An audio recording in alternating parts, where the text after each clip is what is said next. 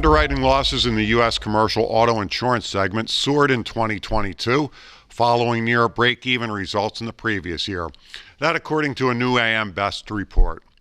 Here to talk about the return of long-standing issues to the segment is David Blades, Associate Director, and Christopher Graham, Senior Industry Analyst, both in AM Best Industry Research and Analytics area. And David, is there anything that insurers can do to combat the negative results that have impacted the segment? Well, John, you're right in that the results have been negative and been lagging for an extended period of time for commercial auto, but I definitely think there are things that commercial auto insurers can do. I think starting from the top, from a basic blocking and tackling perspective, just drilling down on their portfolios to fully understand the changing nature of any of the risks that for which they are providing commercial auto insurance and how to address them from an underwriting and pricing perspective, looking at whether it's modeling within their own portfolio or just the trends that they're seeing. I think drilling down a little more effectively on those particular issues could lead to greater success on a going forward basis. I also think from a claim perspective, it's definitely something that companies can focus on for being quicker on or speedier on claims processing. I think being able to come, back to the claimant with, offers or settlement offers earlier in the process might keep attorneys from getting involved in some cases or a greater percentage of cases, which could overall lower, the loss adjustment expenses that are involved and lower the overall claim costs at the end. So I think speedier processing of claims could also help insurers from that perspective. And then I also think from, going back to my underwriting days, just better use of loss control services for the insurers, really helping their insureds, whether it's, driver safety programs, fleet safety programs, again, there's a lot of newer drivers or less experienced drivers coming into the market or in the market now that these accounts have to use. So being able to use loss control services to help those insureds and those drivers could also provide some benefit over the longer term to these commercial auto insurers. So I don't think there are any magic elixirs, but I definitely think there are things that they can do, like I said, from a basic underwriting fundamentals perspective that can help them out. David, above and beyond that, what are the challenges insurers face in getting appropriate pricing? Well, there's a myriad challenges that commercial auto insurers are facing now. Inflationary pressures that we're just dealing with have had a negative impact on loss costs, of elevated loss costs. Obviously, just with regards to the equipment that are in private passenger and commercial vehicles now, and the cost to repair and replace that equipment. So those inflationary pressures have just been something that's been exacerbated over the last couple of years, definitely. But I think that's one of the things that insurers have had to get their handle on and be able to factor that into their pricing to make sure that their pricing is more adequately reflecting the risks that they're facing.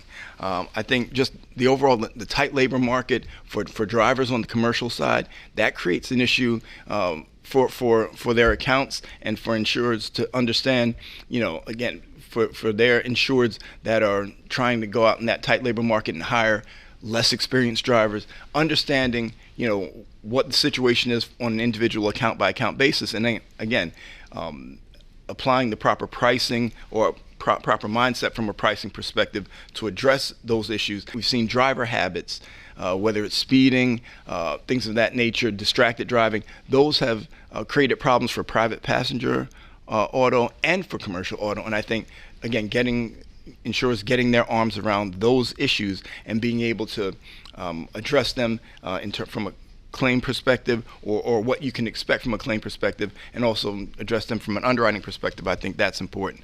And then just the lingering issue of social inflation and what that's doing, creating some of the nuclear verdicts and things of that nature. Again, understanding your portfolio and where social inflation, the types of accounts of social inflation could be more problematic for. I think those are some of the pressures and some of the headwinds that commercial auto insurers are facing.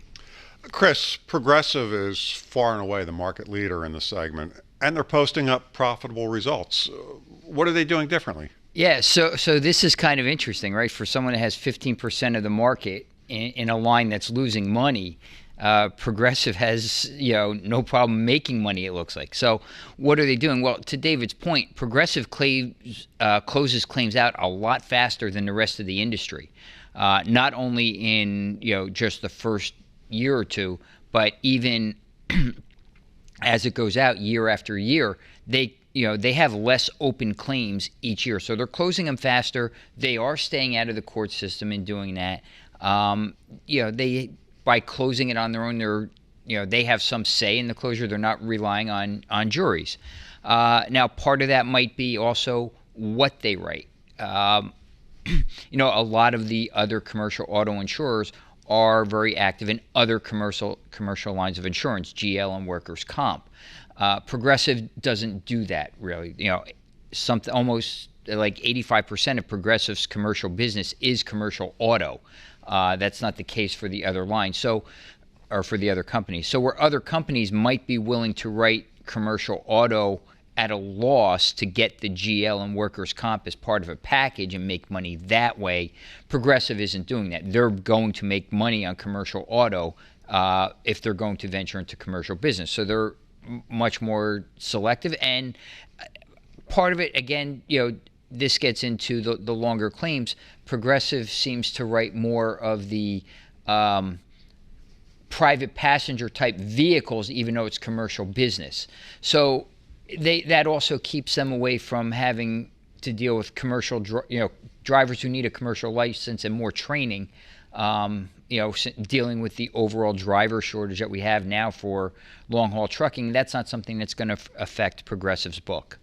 Have we seen anything as any indication how 2023 will close out? Will it worsen? Will it improve? Well, through 6 months, 2023 is even worse than 2022, and by a fairly wide margin. So it's not looking good for 2023, and this is where it might get interesting down the road, as we discussed in the last question.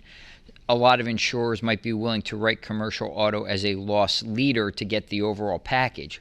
However, now commercial auto has become a larger book in the industry than workers' comp. So losing money on a larger line now might not be a winning strategy for the other company. So we'll see how bad it gets and what impact that has on strategies even with other lines. Interesting. Thanks, Chris. David. Thank you, John. Thank you, John. You can find the full report online at ambest.com. For AM Best TV, I'm John Weber.